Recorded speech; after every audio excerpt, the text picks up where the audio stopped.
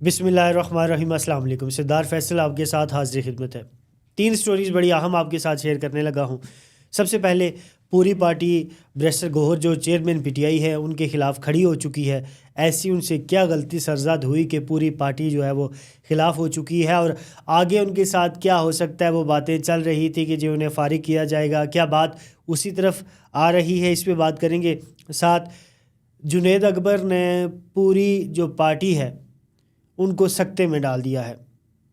मैं किसी का नौकर नहीं हूँ, अगर ये होगा तो मैं इस्तीफ़ा दे दूँगा, अगर इमरान खान ने ये कहा तो मैं इस्तीफ़ा दे दूँगा। ये बड़े ऐसे हैवी जुमले हैं जो आप समझ सकते हैं। जब मैं इनकी एक्सप्लेनेशन में जाऊँगा कि असल हकीकत क्या है तो आप तक ये बात पहुँच जाएगी कि ये जुमले क्यों बोले गए हैं। लेकिन पूरी पार्टी सकते में आ चुकी है और हर बंदे को अपनी अपनी पड़ चुकी है कि पता नहीं क्या होने वाला है, जुनैद अकबर क्या करेंगे। बहुत से लोगों के नाम अभी तक फाइनल तो नहीं हुए, लेकिन बताया ये जा रहा है कि केपीके में बहुत से जो मिनिस्टर्स हैं, वज़ीर हैं, उनको फारिग कर दिया जाएगा। ये चीज़ें भी चलना शुरू हो चुकी हैं। उसके बाद पहली बार 24 नवंबर को अली अमीन गंडापुर और जो बुशरा बीबी हैं, जब वो डी चौक की तरफ आ रहे थे तो सुबह निकलना था, शाम को क्यों निकले, आप इसमें क्या बहस हुई, ये चीज़ भी मैं आपके साथ पहली बार जो है वो आपके साथ शेयर करूँगा। सबसे पहले इस स्टोरी की तरफ चलते हैं कि जी पूरी पार्टी जो है वो बैरिस्टर गौहर के ख़िलाफ़ साथ खड़ा होना चाहिए था, लेकिन ख़िलाफ़ खड़ी हो चुकी है। उसकी वजह क्या है? उसकी वजह ये है कि जी उनने ये कह दिया बल्कि हम इमरान खान को ख़त लिखेंगे इनके ख़िलाफ़। जो पार्लिमानी कमेटी है उनने कहा है कि जी हम ख़त लिखेंगे।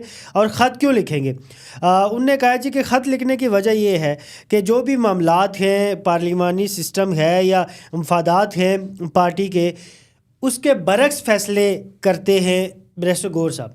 जो मामलात होते हैं ना, आप जानते हैं कि पार्टियों के अपने मामलात होते हैं, अंदरूनी होते हैं, बैरूनी होते हैं, और जो भी चीज़ें चल रही होती हैं, जो पार्टी के मफादात में चीज़ें शामिल होती हैं, ज़ाहिर है वो बैरिस्टर गौहर उसके ख़िलाफ़ फ़ैसले करते हैं। और उन्होंने बैरिस्टर गौहर के ऊपर तहफ़्फ़ुज़ात का इजहार कर दिया है।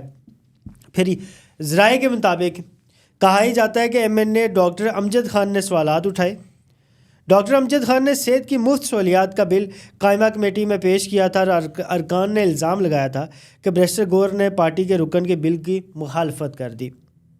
ज़राए के मुताबिक डॉक्टर अमजद ने पंजाब और KPK असम्बली से करारदाद पास करवाने की कोशिश की और आसवा भुट्टो जरदारी समेत नून लीग क़यादत से भी बिल पर रब्ता किया था। ताहम अमजद खान ने इल्ज़ाम आयद किया, मेरा बिल तैयार हुआ लेकिन पार्टी चेयरमैन ने बिल के ख़िलाफ़ आवाज़ बुलंद कर दी।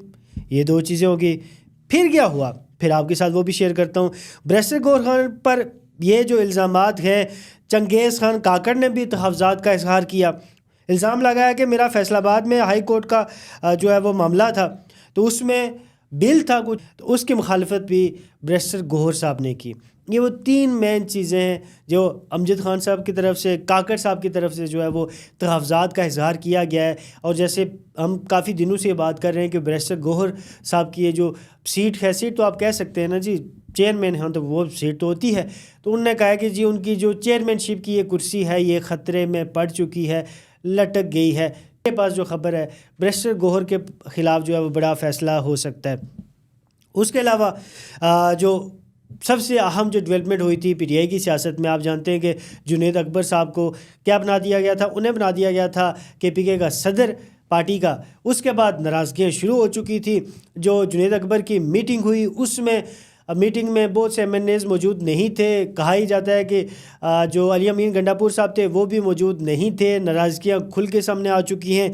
और इसमें मामला ये है कि जुनैद अकबर ने यह कहा कि अगर मुझे काम ना करने दिया गया, मुझे अगर खुली तौर पे जो मुझे हुक्म आएगा या मैं जो समझूंगा कि मैंने ये काम करना है, अगर मुझे उस काम से रोका गया, अगर मेरी बात ना मानी गई, तो मैं इमरान खान के ख़िलाफ़ भी खड़ा हो जाऊंगा। खड़ा होने से मुराद है कि मैं इस्तीफ़ा दे दूंगा।